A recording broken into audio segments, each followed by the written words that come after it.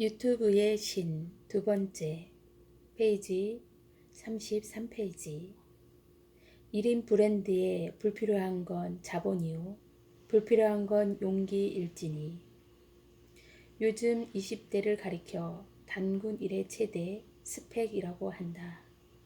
하긴 단군 일의 최대 불황을 맞아 취업날을 뚫으려니 그럴 수밖에 없겠다. 얼마 전 취준생들은 맥 빠지게 하는 뉴스가 있었다. 일부 은행에서 면접 점수를 조작해 당초 탈락 예정이던 명문대 졸업생들을 합격시키고 대신 합격권이던 타 대학 출신들을 떨어뜨린 일이다. 모 은행에서는 자사 회장 증손녀를 특별 채용 리스트에 포함시켜 합격자 명단에 올리기도 했다. 금수저도 명문대 출신도 아니면 대학 4년 동안 아무리 스펙을 관리해도 취준생 신세를 면하지 못하는 현실에 많은 젊은이들이 분노하고 좌절했다. 간신히 취업에 성공했다고 해도 취업 경쟁에서 영원히 자유로울 수는 없다. 고용 불안정이나 급여 수준 등 여러 이유로 전업이나 퇴사를 준비하는 20, 30대가 적지 않다. 은퇴 시기가 다가오는 40, 50대도 마찬가지다. 개그맨 조세호 씨가 프로 봄짐버러 캐릭터로 인기를 끌고 있지만 사실은 직장인 대부분이 언제 짐을 싸서 나가야 할지 모르는 프로 보짐러인 셈이다. 프로 법질러들이며 이제 1인 브랜드로 창업하자. 직장이 불안정하다 보니 자연스레 창업을 떠올리는 사람도 많은 모양이다.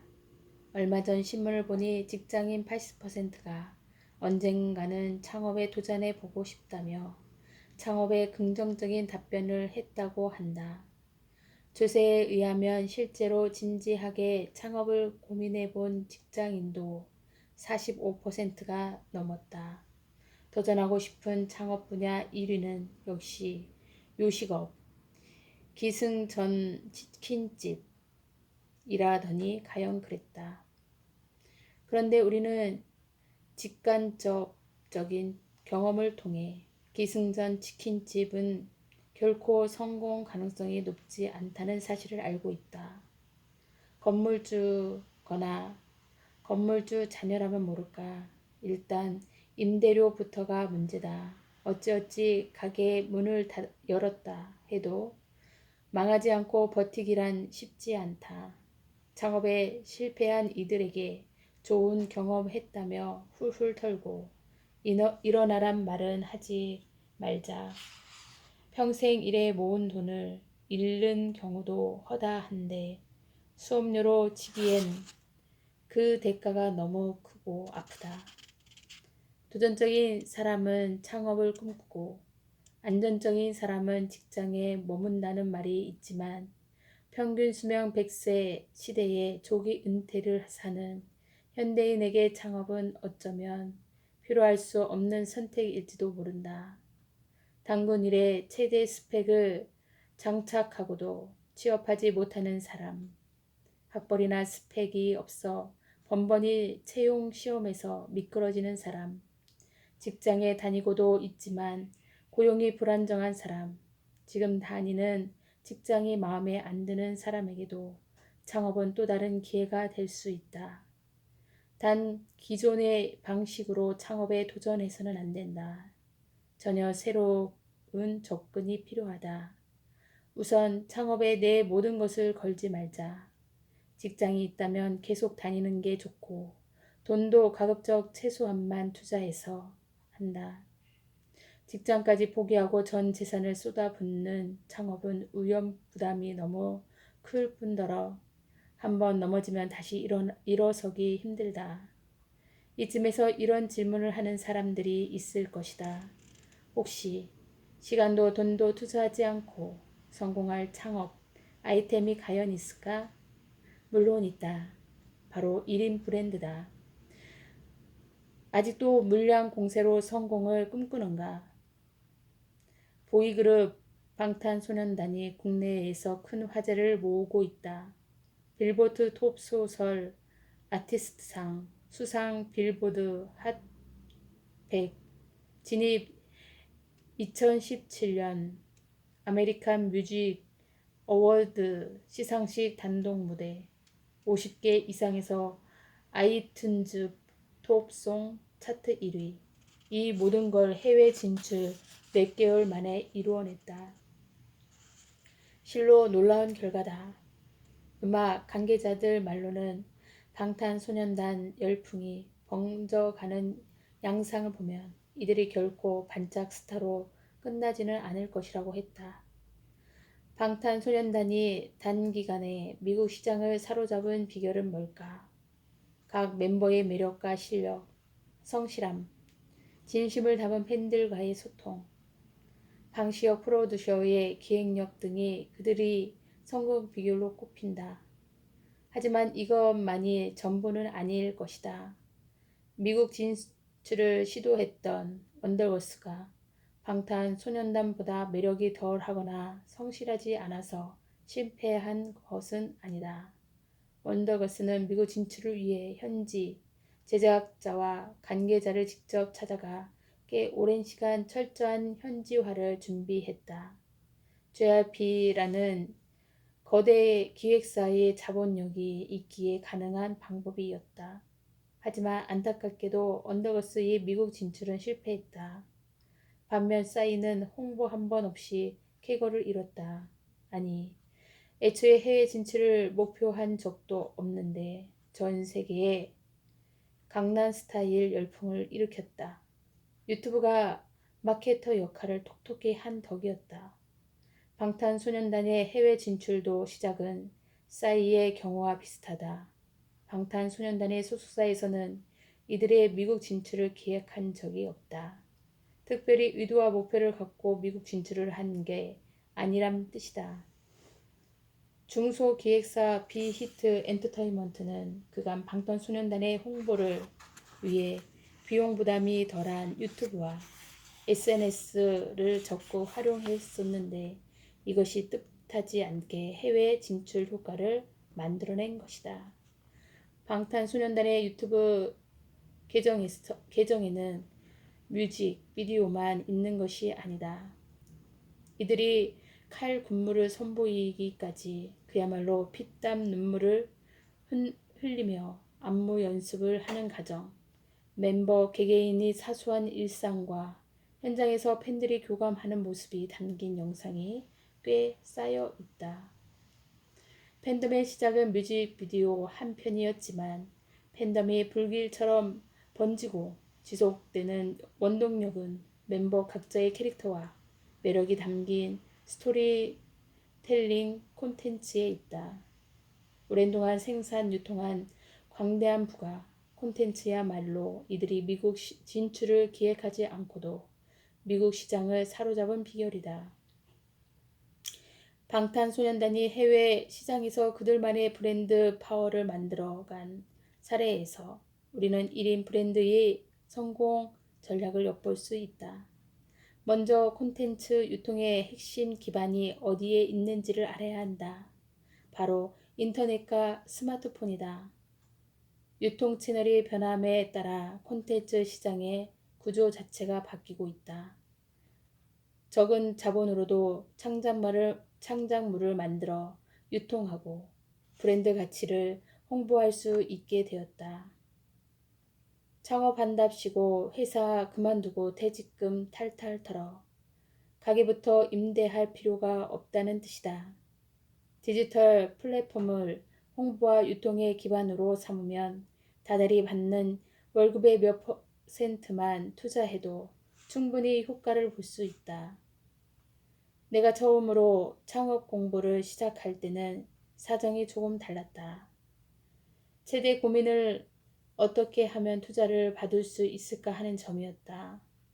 사업 아이디어에는 자신이 있었지만 내 학벌과 스펙이 투자자를 끌어모으기에는 더없이 부족했기 때문이다.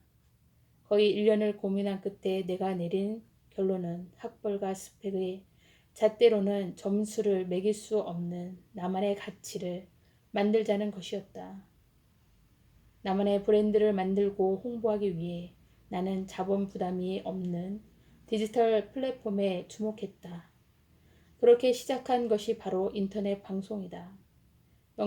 영상 콘텐츠는 장비 가격이 상당하므로 투자 비용이 더 클 거라고 생각하는 이들이 많지만 전혀 그렇지 않다. 내가 처음 인터넷 생방송을 시작한 곳은 엘리베이터도 없는 5층짜리 낡은 빌라의 한 칸짜리 방이었다. 방송용 장비로는 고사양 게임은 플레이 하기조차 버거운 오래된 컴퓨터 한 대와 7만원짜리 마이크가 전부였다. 바람막이 스펀지를 살 돈도 아까워서 마이크 머리 부분을 휴지로 감싸고 고무줄로 둘둘 감았었다. 웰캠이 없었기 때문에 고민할 필요도 없이 목소리만 내보내는 방송을 하게 되었다. 결과적으로 대도서관의 창업 비용은 마이크 구입비 3만원과 게임 정품 구입비가 전부였던 셈이다. 내 집에서 이미 갖고 있던 장비만을 활용해 혼자 시작한 창업이었으므로 공간 임대료, 장비 구입비, 인건비 등이 거의 들지 않았다.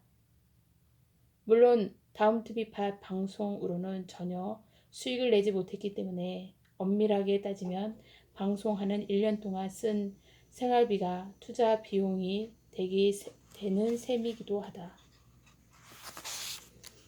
하지만 1년 동안 저의 방송에만 빠져 살았기 때문에 생활비는 거의 들지 않았다.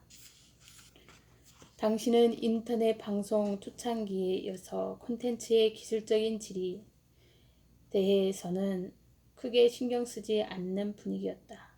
요즘 대도서관 TV에 올라가는 콘텐츠는 과거와는 비교도 할 수 없을 만큼 음향이나 영상의 질이 뛰어나다. 하지만 이제 막 1인 브랜드로서 자기 가치를 증명하려 한다면 콘텐츠의 기술 측면보다 기획력과 아이디어로 승부해야 한다. 시청자가 원하는 것은 공중파 수준의 뛰어난 영상비가 아니라 기발하고 신선한 콘텐츠다.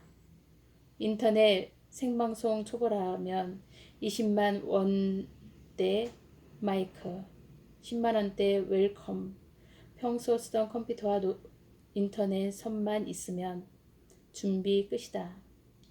나는 초보자에게는 늘 인터넷 방송보다 편집 방송을 권한다. 편집 방송도 개당 10만원 정도 하는 LED 조명 2~3개와 삼각대만 따로 준비하면 된다. 촬영과 편집은 평소 쓰던 휴대전화와 컴퓨터로도 충분하다. 내가 1인 브랜드에 쉽게 도전한 것은 초기 비용이 거의 들지 않으리라는 계산 때문이었다. 최근 신문을 보니 치킨 프랜차이즈를 열려면 건물 임대 보증금과 월세를 제외하고 가맹비, 계약이, 횡보증금, 인테리어 및 주방기기 등을 마련하는 데만 평균 4천만 원의 창업비용이 필요하다고 한다. 만일 초기 비용 부담이 이처럼 컸다면 나도 섣불리 도전하지 못했을 것이다. 1인 브랜드에 필요한 자본은 월급의 딱 10%. 자본이 넉넉하면 1인 브랜드를 향한 첫걸음이 쉬울 것 같지만 사실은 그 반대다. 자본을 적게 들일수록 부담이 없이 시작할 수 있다. 월급의 10%면 충분하다. 취미 생활을 하는데 드는 비용 정도로 생각하자. 크게 돈 들이지 않고 작은 성취감과 재미를 느끼는 것. 그게 바로 1인 브랜드의 매력이다. 내가 대도서관으로 브랜드 파워를 갖게 되자 수많은 사람들이 투자하겠다고 몰려들었다. 대기업 사원 나동현은 유치할 수 없었던 투자금을 1인 브랜드 대도서관은 쉽게 끌어올 수 있게 된 것이다. 하지만 나는 당시 모든 투자 제안을 거절했고 앞으로도 투자를 받을 생각이 없다. 투자자에게 휘둘리지 않고 대도서관이라는 1인 브랜드의 가치를 지켜가기 위해서다. 대출이나 투자를 받는 것은 1인 브랜드에서 득보다는 실이 될 때가 더 많다. 수익을 내야 한다는 압박감에 시달려 고유의 브랜드 가치를 잃기 쉽기 때문이다. 내가 자본 없이 창업하는 것이 중요하다고 강조하는 이유도 여기에 있다. 남의 돈이든 내 돈이든 무리하게 끌어 쓰는 순간 창업의 기쁨은 사라지고 부담감만 남는다. 돈이라는 건 참 이상해서 열심히 쫓으면 손에 안 잡히고 쫓지 않으면 잡히는 경우가 많다. 누구들 돈이 싫겠는가? 하지만 일하는 과정에서 얻는 성취감과 기쁨, 그로 인한 성장이 우선이다. 그 과정에서 돈이 따라온다면 더할 나위 없이 좋지만 오직 돈 버는 것이 1인 브랜드의 절대 목적이 되면 성공하기 어렵다. 제사에는 관심 없고 제밥에만 관심이 있는데 일이 잘 될 리 없지 않은가? 내 소비자가 원하는 것이 무엇인지, 무엇으로 소비자에게 보답할 수 있는지를 기준으로 삼자. 그러면 1인 브랜드가 망할 일은 절대로 없다. 월급의 10%만 투자하면 창업은 망해도 인생까지 망하지는 않는다. 그러니 용기를 내보자. 내 가치와 능력을 면접관 앞에서만 증명하려 하지 말고 좋아하는 일을 하면서 스스로에게 증명해보자. 흑수저라고 명문대 출신이 아니라고 패배감에 빠져 있지 말고 자기 가치와 브랜드 파워를 키워보자. 또 누가 알겠는가? 오늘의 이 작은 용기가 등불이 되어 삶의 다른 골목이 비춰줄지. 페이지 42페이지. 현재는 따분하고 미래는 불안하다면 N 잡너가 답이다. 학벌도 스펙도 자본도 필요 없는 1인 브랜드 시대가 왔다는 걸 실감했다면 이제 무엇을 해야 할까? 먼저 이 지긋지긋한 직장부터 그만둬야겠다고 생각할지 모르겠다. 나는 게임 방송을 본격적으로 시작하기 전에 1시간 정도 시청자들과 수다를 떤다. 가끔은 시청자가 채팅방에 올린 고민에 대한 피드백도 하는데 직장을 그만두고 다른 일을 하고 싶다는 글이 간혹 보인다. 크리에이터가 되기 위해 학교를 당장 그만두겠다는 글도 덜어있다. 대도서관은 대학도 가지 않았고 대기업도 때려치운 전력이 있으니 직업이나 학교를 그만두려는 마음을 누구보다 잘 이해할 거라는 생각에서 남긴 글일 테다. 물론 그 마음은 충분히 이해한다. 하지만 그런 결정을 응원하지는 않는다. 크리에이터가 되기 위해 직장이나 회사를 그만둘 필요는 전혀 없다. 아니, 오히려 계속 다녀야 한다. 출사표는 쓰되 사표는 쓰지 말자. 요즘 대학 생활은 피가 마를 정도로 경쟁적이라고 들었다. 대부분의 대학생들이 아르바이트 하랴, 스펙과 학점 챙기랴, 하루 24시간이 모자랄 정도로 힘들 것이다. 하지만 대학 시절은 이해타산을 따지지 않는 순수한 네트워킹이 가능한 마지막 시기라는 걸 잊어서는 안 된다.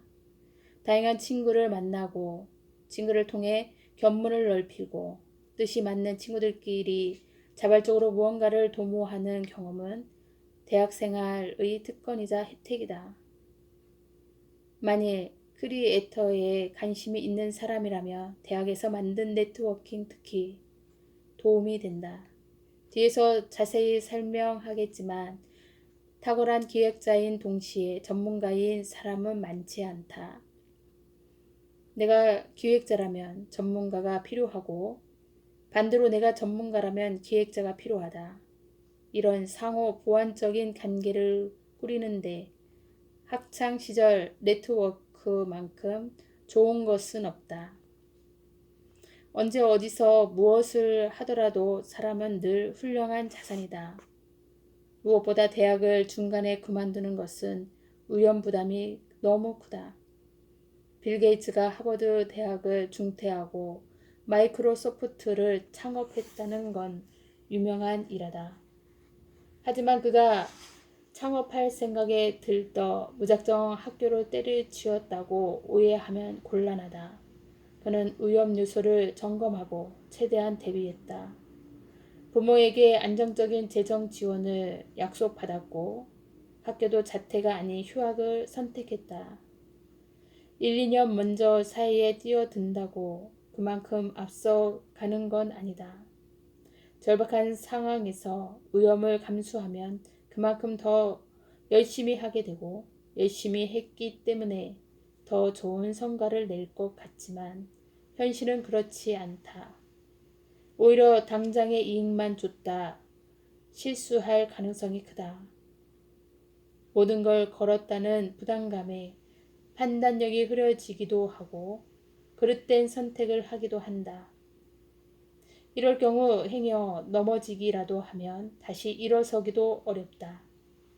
요즘은 취업하자마자 퇴사를 한다는 뜻으로 취진생 끝에 퇴준생이라는 말이 유행이라고 한다.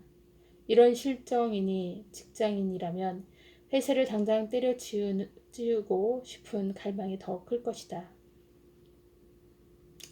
특히 업무에 흥미나 재미를 느끼지 못한다면 고민은 더욱 깊어진다. 안정적인 직장을 다니며 무료함을 견딜지, 직장을 그만두고 내가 좋아하는 일을 찾아 모험을 떠날지 갈림길에 서게 된다. 그런데 반드시 둘 중 하나만을 선택해야 하는 걸까? 이 둘이 양립할 수 없는 배타적인 선택지일까? 어쩌면 둘 다를 선택할 수도 있지 않을까? 투자의 기본은 분산이다. 달걀을 여러 바구니에 나눠 담듯 위험 부담을 줄여야 한다. 일도 마찬가지다. 하나의 일에 모든 시간과 에너지를 투자하면 위험 부담이 너무 크다. 요즘은 평생은커녕 당장 내일의 일자리도 보장받지 못하는 시대 아닌가. 이럴 때에 굳이 잘 다니던 직장을 그만둘 필요는 없다. 물론 겸업이 불가능한 일도 있다. 예를 들어 직장 생활을 하면서 영화 현장에서 일하는 건 불가능하다. 하지만 크리에이터가 되고자 한다면 굳이 직장을 그만둘 필요가 없다. 오히려 꽉 움켜잡고 있어야 한다.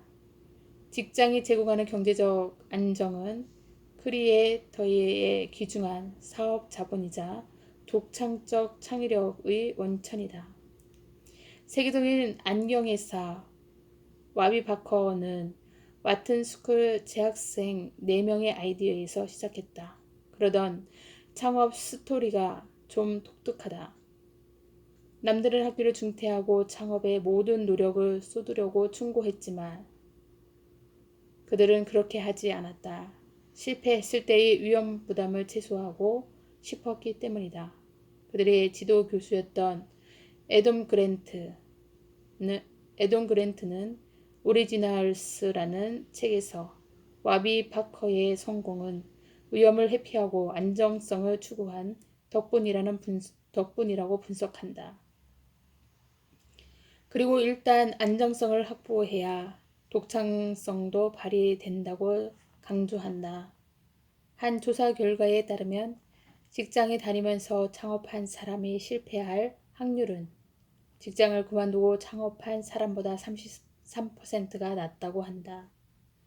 사표라는 초강수 배수진을 쳐야 정신 똑바로 차리고 일할 것 같지만 사실은 그 반대다.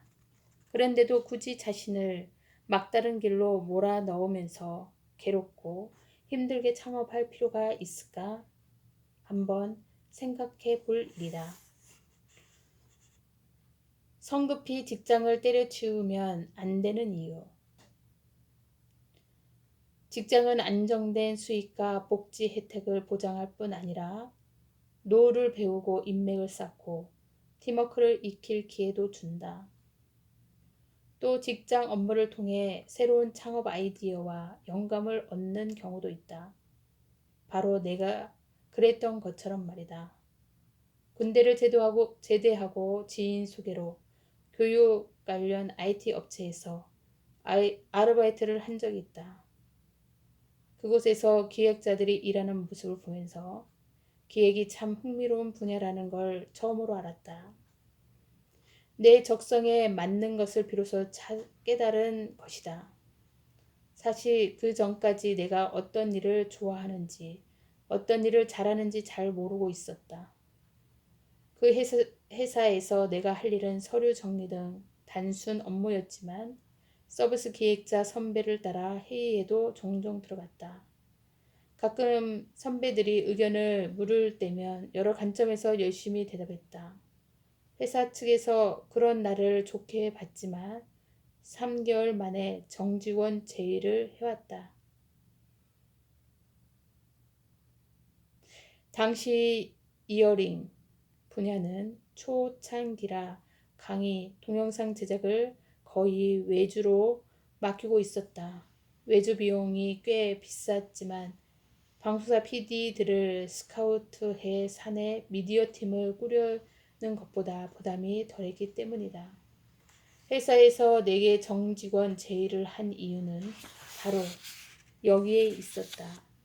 강의 동영상을 촬영하고 편집하는 인력을 자체 개발하려는 의도였던 것이다. 회사 안팎의 이런 사정을 잘 파악하고 있던 나의 강의, 동영상을 제작할 수 있겠느냐는 회사 측 제안에 무조건 할 수 있다고 했다. 동영상 제작은 단 한 번도 해본 적이 없었지만 회사에 꼭 필요한 일이고 내게는 좋은 기회가 될 것이라고 생각했다.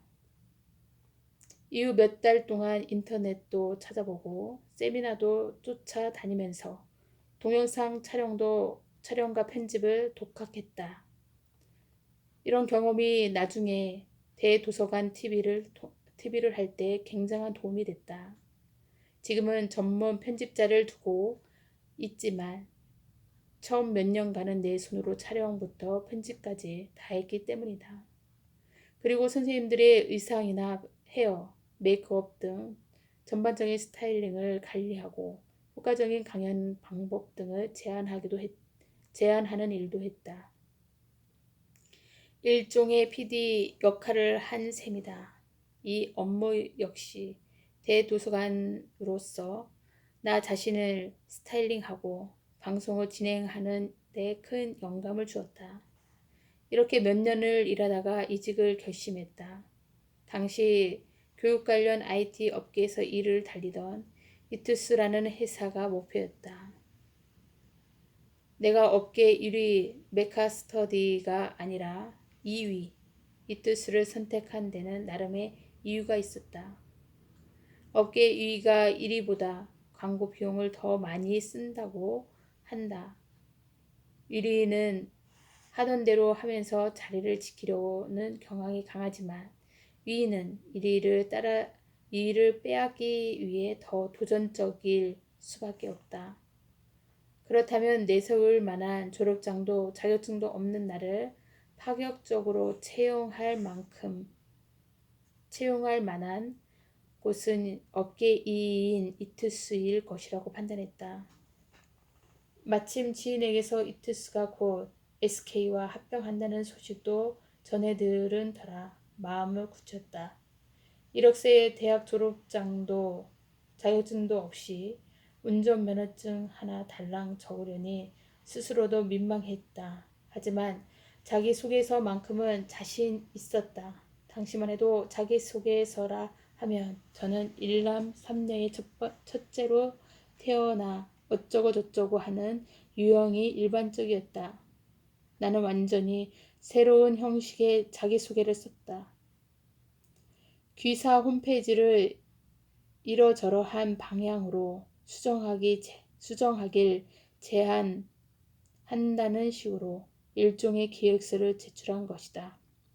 당연히 이런 전략이 잘 통해 이투스에 당당히 취업할 수 있었다. 그리고 당시 싸이월드로 한창 주가를 올리던 SK 커뮤니케이션즈가 이투스와 합병하면서 대기업 사원이 되었다. SK 커뮤니케이션즈에서 일하면서 IT 업계를 바라보는 시야가 완전히 달라졌다. 잘나가는 IT 기업은 어떻게 일하는지 온몸의 세포 하나하나로 다 받아들였다고나 할까? 대기업은 돈에만 관심이 있는 줄 알았는데 그렇지 않았다. 나의 편견이었다. 당장 돈이 더 들더라도 장기적으로 바람직한 방법을 찾아야 한다는 걸 이 시절에 배웠다. 무엇보다 멀리 내다보고 큰 그림을 그리며 트렌드 읽는 법을 익힐 수 있었다. 그 과정에서 해외에는 유튜브로 엄청난 고수익을 올리는 크리에이터가 있다는 사실도 알게 됐다. 처음으로 1인 크리에이터 분야의 가능성을 발견한 것이다. 이런 경험이 없었다면 지금의 대도서관은 없었을지도 모른다. 직장을 통해 기획이라는 분야를 발견하고 촬영과 편집, 방송 진행 등 세부적인 기술을 익혔을 뿐 아니라 IT 업계 전반에 대한 통찰력까지 얻을 수 있었으니 말이다. 이쯤에서 고해성사를 해야 할 것 같다. 사실 나는 다음 TV팟에서 인터넷 방송을 시작한 지 얼마 안 되어 SK 커뮤니케이션즈를 그만두었다.